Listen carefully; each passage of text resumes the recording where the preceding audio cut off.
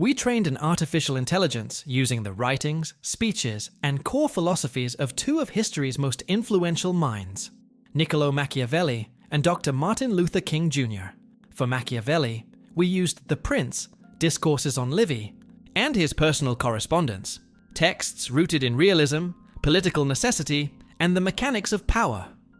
For King, we drew from Letter from Birmingham Jail, Strength to Love, and his major public addresses, works grounded in moral conviction, nonviolence, and the pursuit of justice through conscience.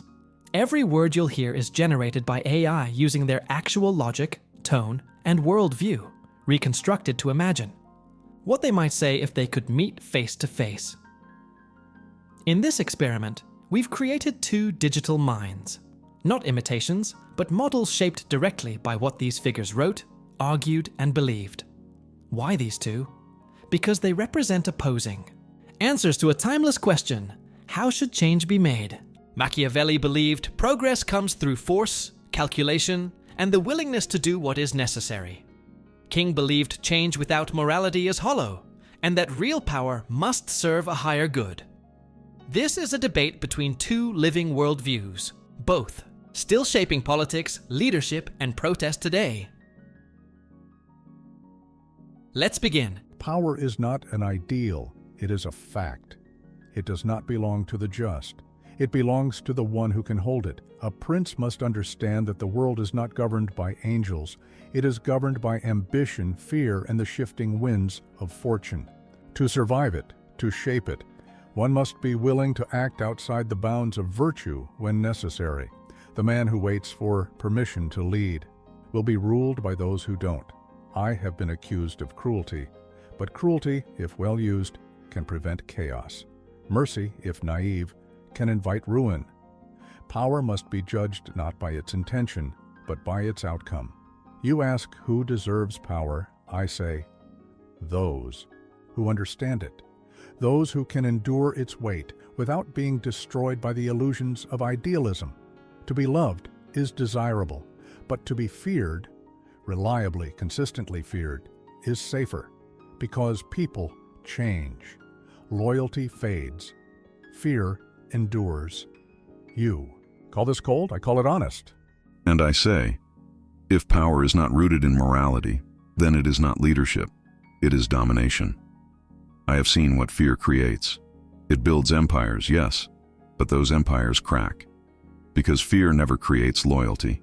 It creates silence, and silence is not peace. Power that endures is not power that coerces. It is power that uplifts. A movement, a nation, a man. None of them are truly strong if their strength depends on who they can hurt. Real power is not the ability to control others. It is the ability to transform them, through truth, through justice, through the example of conscience made visible. You ask who deserves power? I say, those who do not seek it for themselves, those who carry it as a burden, not a crown. Because in the end, history does not remember the tyrant who kept order through fear. It remembers the soul who stood firm when compromise was easy. Power, used without love, is violent and reckless. But love without power is sentimental and empty. The task is to hold both, to move forward with strength and still hold the moral center. But a peace bought through fear is not peace, it is submission. And no submission lasts forever. The oppressed will rise, the truth will return, and the violence used to preserve order will one day be used to tear it down. You speak of the world as brutal, and yes, it is. But our response to that brutality is what defines our civilization. The question is not how to survive. The question is how to survive without losing your soul. I have walked into violence with no weapon but truth. And I have seen power tremble before it, because conscience, once awakened, is not weak, it is unstoppable. You claim to protect the people through fear, but fear is never protection. It is a cage, and I will always choose to walk free, even if it means walking through fire. Machiavelli sees power as necessity, hard, strategic, unflinching. King sees it as stewardship, measured by justice, not control. One prepares for the worst in men, The other believes in calling forth the best. Up next, does morality belong in politics, or is it a dangerous illusion? Let me be clear, morality and politics are not the same game. A man may live by principle. A ruler must live by results. If you try to govern with the ethics of a private citizen, you will be destroyed by those who don't. It's not that virtue has no value, it does. But in politics, virtue must be used strategically, not worshipped blindly. A prince must know how to do good, but also how not to do it when the situation demands deception, force, betrayal. These are not evils in themselves, they are tools.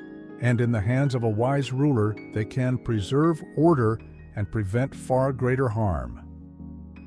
To say otherwise is not only naive, it is dangerous. I do not celebrate cruelty. I simply refuse to pretend the world runs on purity. Politics is not a sermon. It is survival. And that is precisely the tragedy of your vision. You call morality dangerous. I call its absence fatal. When politics abandons principle, it does not become neutral. It becomes violent. And that violence spreads into policy, into culture, into the soul of a nation. I have seen laws that were legal, but unjust. Governments that were stable, but evil. To separate politics from morality is to sever it from accountability. Yes, leaders must govern. Yes, decisions must be made. But if those decisions are divorced from what is right, then leadership becomes nothing more than manipulation. Do not argue for naivety. I argue for courage. The courage to lead not by fear or calculation, but by conscience. And conscience, unlike fear, doesn't fade. It grows, it moves people, it breaks chains, and in the end, it's the only thing that ever has. But conscience without consequence is impotent. You speak of justice as if it always aligns with the real world. It does not. A leader cannot build policy on ideals alone. He must calculate, adapt, protect the state even when his conscience rebels, because history does not judge leaders by their intentions. It judges them by their success or failure. Would you let a city burn to preserve your moral purity? Would you sacrifice the peace of many to satisfy your own spiritual integrity? There are moments, decisive, rare, and brutal, where mercy costs more lives than action. In those moments, principle must bend. If it does not, it breaks. And what breaks with it is not just the leader, but the people who depended on him to act. No one said conscience was easy, but it is necessary. Without it, justice becomes optional, power becomes permission, and leadership becomes theater. You speak of the city. I have marched in cities where law was upheld, but morality was crushed. Have seen power clothe itself in legality while trampling human dignity. I do not ask leaders to be saints. I ask them to be accountable, not just to results, but to the truth of what their power costs, because the people always pay the price when morality is dismissed as weakness. You say a leader must act beyond good and evil. I say, if he does, he may win for a while, but he will lose the soul of the nation in the process. And some defeats, Machiavelli, are not worth any victory. Machiavelli sees morality as a luxury, dangerous in a world ruled by necessity. King sees it as essential, the only compass that keeps power from turning cruel. One argues for survival, the other for the soul. Up next, can justice exist without force, or does every movement need power behind it? No great change has ever occurred without force. You may dress it in rhetoric, in ideals, in the noble robes of progress, but beneath it all, there is always power. The power to compel, to remove, to rebuild. Revolutions, reforms, rebirths, they are not born through patience. They are born through pressure. You speak of nonviolence as if it were the highest form of strength. But what exactly has it changed, without the threat of collapse beneath it? Even the most virtuous movement relies on the shadow of unrest. No tyrant has ever stepped down out of moral reflection. He steps down when he no longer has a choice. The wise reformer knows this. He speaks of peace, but he holds the lever of force behind his back, not to destroy, but to protect his position when the time comes. Power must be ready to enforce its will, or it will be erased by those who are. Do not mistake this for cruelty. It is preparation, because the world does not reward those who wait. It rewards those who act. You may say violence corrupts. I say it clarifies. It reveals what people truly believe, what they are willing to risk, to sacrifice, to defend, and if your ideals cannot survive conflict, they were never ideals to begin with. A prince who cannot command force will be overthrown by those who can. And I say violence may create change, but it cannot create justice. You can build a new order with force, but if that order is not born in conscience, it will rot from the inside out. Yes, the world is full of suffering. Yes, the systems are unjust. But we do not cure disease by becoming part of it. I have walked through streets lined with police, through mobs fueled by hate, through courts deaf to mercy. I have seen the knee of power press down on the neck of the voiceless. And still, I have refused the language of violence, not because it is weak, but because it is a lie. Violence promises quick change, but it leaves wounds that do not heal. It may silence injustice for a moment, but it teaches nothing. True change is not measured in surrendered buildings or broken institutions. It is measured in hearts, in minds, in the awakening of a moral vision that no bullet can destroy. The arc of the moral universe is long, but it bends toward justice only when we refuse to let hatred shape our methods. My struggle has never been against people. It has always been against systems, and systems cannot be destroyed with fists. They must be transformed with truth. When we answer violence with violence, we lose the battle before it begins. But when we stand firm, unarmed, and unafraid, we reveal power for what it is, hollow when met with conscience, and that revelation is what breaks empires. Machiavelli argues force is necessary, an ugly but eternal part of progress. King insists force may win battles, but it can never win peace. Up next, the legacy question. What kind of world do their ideas leave behind? And who pays the price for each vision? Every system demands a price. There is no such thing as clean power. You ask what legacy I leave? I answer, stability, not utopia, not purity, but continuity. A ruler's duty is not to his conscience, it is to his people. And sometimes the people need protection from their own chaos. I have been called cold, ruthless, even immoral. But look closer. What I offer is not tyranny. It is the discipline of power, a recognition that good intentions are not enough to govern. The world remembers Caesar, not the philosophers who warned him. It remembers Florence's peace more than its poetry. Order outlives outrage, and yes, those who lead by my principles may not be loved, but they will be remembered. Because they had the will to act when others hesitated, you speak of soul. I speak of consequence. And history, in the end, records results. A kingdom built on virtue alone will fall the moment it is tested.